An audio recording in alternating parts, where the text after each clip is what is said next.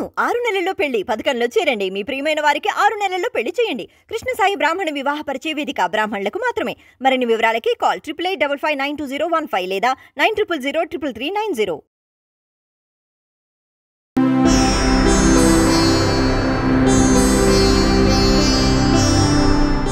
వీక్షకులందరికీ నమస్కారం.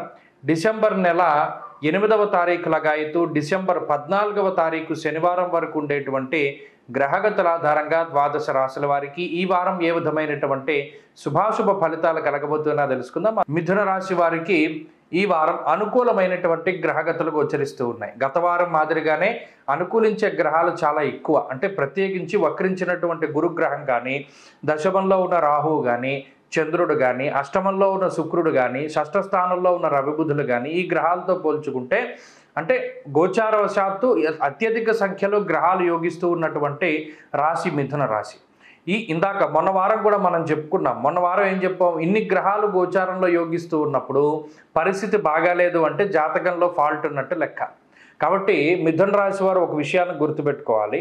ఇప్పుడున్నటువంటి గోచారం 100% యాక్టివేట్ అయి పనిచేస్తూ ఉన్నది. కాబట్టి ఈ 100% గోచార ఫలితాలని అందిపుచ్చుకోవడానికి ప్రయత్నం చేయాలి. అనగా చక్కగా ఒక ఫ్లోని ఫాలో అవుతూ వెళ్ళిపోవాలి. మనసులో వచ్చేటువంటి ఆలోచనలు మంచిగానే ఉంటాయి.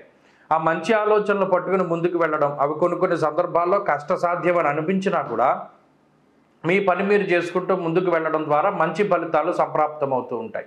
అంతేకాక ఇక షష్ఠ స్థానమందు రవిబుధులు ఉన్నటువంటి స్థితిగతులు షష్ఠే రవౌ సుసౌఖ్యాదిని యత్ర కార్యార్థ సాధనం అంటూ ఉన్నది గ్రహస్థితి. అనగా ఈ రవిగ్రహం బుధగ్రహం కలిసి శుభమూలకమైనటువంటి ఫలితాలను ఇస్తూ ఉండడం, ఆర్థికపరమైనటువంటి ఆరోగ్యపరమైనటువంటి ఎదుగుదలని సూచిస్తూ ఉన్నది. ఇక ఉద్యోగపరంగా వ్యాపారపరంగా రకరకాలుగా ఇబ్బందులు ఉంటే ఆ ఇబ్బందుల నుండి బయటకు రావడానికి, ఉద్యోగపరమైనటువంటి ఎదుగుదలని కూడా ఈ గ్రహస్థితి సూచిస్తూ ఉన్నది. కాబట్టి అన్ని విధాలుగా కూడా మిథున రాశి వారికి ఈ గ్రహస్థితి చాలా శుభ ఫలితాలను ఇస్తూ ఉన్నది. అంతేకాక కోర్టు కేసులు, వ్యవహారాదులు, ఇటువంటి ఏవైనా పోలీస్ స్టేషన్లకు సంబంధించి న్యాయపరమైనటువంటి ఇబ్బందులు ఉన్నా సరే వాటన్నిటి నుండి కూడా బయటకు రాగలుగుతారు. అలాగే జీవిత భాగస్వామితోటి సఖ్యత పెరుగుతుంది. కుటుంబపరమైనటువంటి ఇబ్బందులు తొలగుతాయి. మానసిక ప్రశాంతత అభివృద్ధి చెందుతూ ఉంటుంది.